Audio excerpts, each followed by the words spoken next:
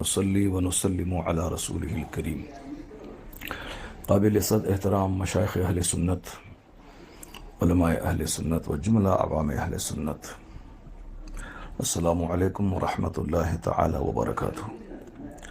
فقیر محمد شہریار رضا قادری، تمام علماء، مشائخ، جملہ ائمہ مساجد اور ہر طبقے سے تعلق رکھنے والے تمام سنی بھائیوں کا شکر گزار ہے جنہوں نے احقاق حق اور ابطال باطل کی تائید کی اور حوصلہ افزائی کی۔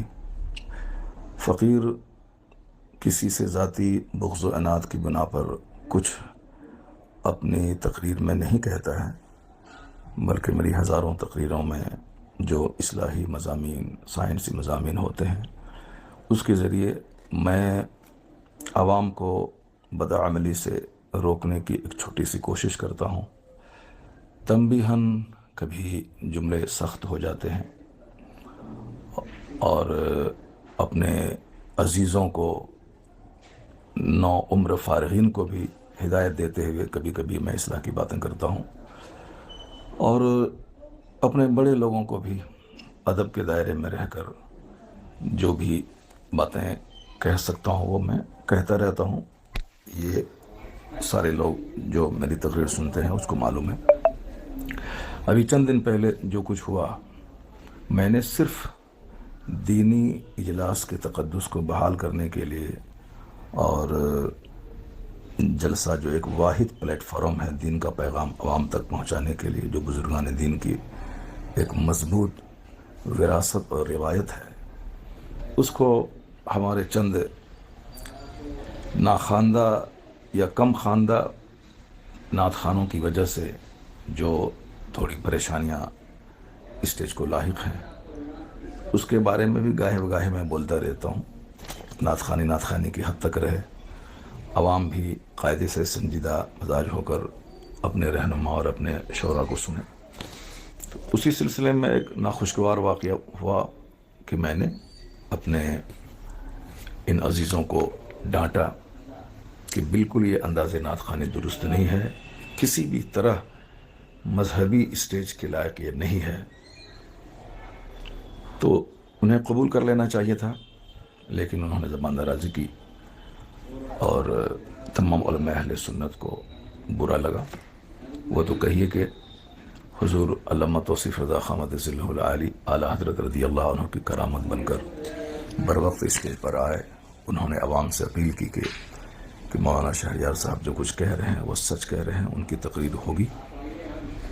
تو معاملہ شانت ہوا اور تقریر فقیر کی ہوئی، اور اس سلسلے میں بہت ساری باتیں سوشل میڈیاز پہ چل رہی ہیں، اور ہم سارے علماء کرام کا شکریہ ادا کرتے ہیں جنہوں نے میری تائید کی اور دلجوئی کی، بالخصوص مفتی شہزاد صاحب، مفتی شمساد صاحب، مفتی افضال صاحب، مفتی شفیق علیم حنفی صاحب اور مفتی عمران حنفی صاحب، اور جتنے بھی ہمارے احباب ہیں، مفتی اختر حسن علیمی صاحب اور بہت سرکردہ افراد سماج کے، بہت ڈاکٹرز، پروفیسرز اور تمام اسٹیٹس کے بڑے بڑے لوگوں نے فون کر کے تائیدی جملے کہا۔ میں سب کا شکریہ ادا کرتا ہوں، چونکہ بہت سارے لوگ جلسے سے بالکل کٹ رہے تھے، آ ہی نہیں رہے تھے سننے کے لیے۔ چند کم پڑھے لکھے لوگ ہمارے جلسے میں رہ گئے تھے، تو اس لیے ان لوگوں کو لگا کہ جلسہ مروجہ نعت خوانی اور انداز نعت خوانی سے پاک ہونا چاہیے۔ ان کو اچھا لگا کہ آپ نے ایک ہمت کی کہا، تو میں نے کچھ ذاتی بغض و عناد کی وجہ سے نہیں، صرف مذہبی طور پر الحب فی اللہ والبغض فی اللہ کا جو درس حدیث میں دیا گیا ہے، مجھے برائی سے نفرت ہے، اور اس کام کی مذمت ہمارے علماء کرتے رہے۔ میں نے بھی کئی بار اپنے بڑوں کے ٹوکنے پر میں نے توبہ کی ہے۔ ناگپور میں حسینی میاں نے ایک بار مجھ کو ٹوکا، میں نے برجستہ پورے اسٹیج میں میں نے توبہ کی۔ ہمارے سیمانچل کے ایک بہت بڑے جلسے 50,000 کے مجمع میں غالباً میں نے آج سے 15-20 سال پہلے سبقت لسانی سے کچھ جملے نکلے، ہمارے مشائخ نے مجھے ٹوکا، میں نے فوراً برجستہ میں نے توبہ کی۔ یہ تمہارے بزرگوں کا طریقہ رہا ہے، اس پر عمل کرنا چاہیے اور اس طرح سے زبان درازی نہیں کرنی چاہیے۔ البتہ اب رہی بات کفیل امبر نے فون کر کے انہوں نے معافی مانگی ہے اور اپنے کیے پر سخت ندامت کا اظہار کیا ہے، تو حدیث پاک پر عمل کرتے ہوئے میں اسے معاف کرتا ہوں اور گزارش کرتا ہوں کہ مرتے دم تک کبھی بھی علماء مشائخ کی گستاخی نہ کریں۔ اللہ رب العزت نے جو عزت دی ہے تو اس عزت کو شرعی حدود میں رکھتے ہوئے اس نعمت کا شکر ادا کریں اور کبھی بھی اپنے طرف اور گھمنڈ کا مظاہرہ نہ کریں۔ خاموشی میں نجات ہے، بہت ساری باتیں مصلحتاً خاموش رہنے سے ختم ہو جاتی ہیں۔ باقی رہی بات، اگر ہمارے جملے سے کسی کو دل آزاری ہوئی ہے، جیسے اپنے بچے کو لوگ روزانہ ڈانٹ ڈپٹ کرتے ہوئے بہت ساری باتیں کرتا ہے، یہ ہمارے چھوٹے عزیز ہیں، اگر میرے جملوں سے کچھ دل آزاری ہوئی ہے ان عزیزوں کو تو میں اس سے معذرت کرتا ہوں۔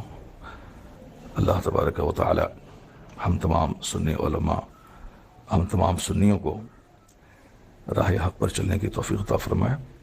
باقی جلسہ کرانے والے سارے عوام سے میں گزارش کرتا ہوں کہ جلسہ کرتے ہوئے اپنے علاقے کے ذمہ دار علماء سے رابطہ کریں اور بالکل کم خرچ، صاف و شفاف جلسہ، تاکہ لوگ جلسوں سے لوگوں کو نفرت نہ ہو، اور جلسہ روز ہو تو 2-3 گھنٹے کے جلسے میں شرکت کرنے میں لوگوں کو بوجھ نہ ہو۔ اس طرح کا جلسہ کریں، نام و نمود کی خاطر نہیں، صرف سنیت اور مسلک اہل سنت کا پیغام عام کرنے کی خاطر کریں۔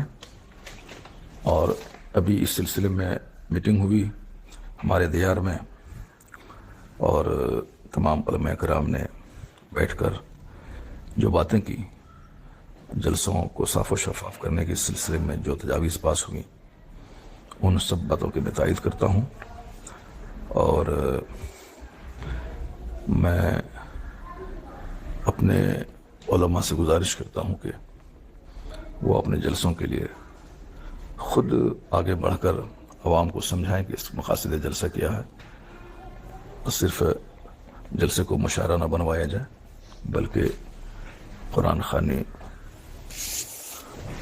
اور قرآن پاک کی تلاوت اور تقاریر پہ زور دیا جائے۔ ابھی بے پناہ اصلاح کی ضرورت ہے سماج کو، اور جو ہمارے نوجوان نعت خوانی کی تائید میں، مروجہ نعت خوانی کی تائید میں اپنے علماء سے لڑنے جھگڑنے کی بات کرتے ہیں، اسے بھی ان حرکتوں سے توبہ کرنی چاہیے۔ عالموں کی تعظیم بہت ضروری ہے، اور مجلس میں جو بھی بات ہو جائے شرعی طور پر اس کو حل کرنا چاہیے، نہ کہ اس معاملے کو اپنے ہاتھ میں لے کر لڑائی جھگڑے کا ماحول پیدا کرنا چاہیے۔ علماء کرام اگر کسی بات کی گرفت کرتے ہیں تو عوام کو غور سے سننا چاہیے، نہ کہ اس کو عام لوگوں کی طرح لڑائی جھگڑے کا رنگ دینا چاہیے۔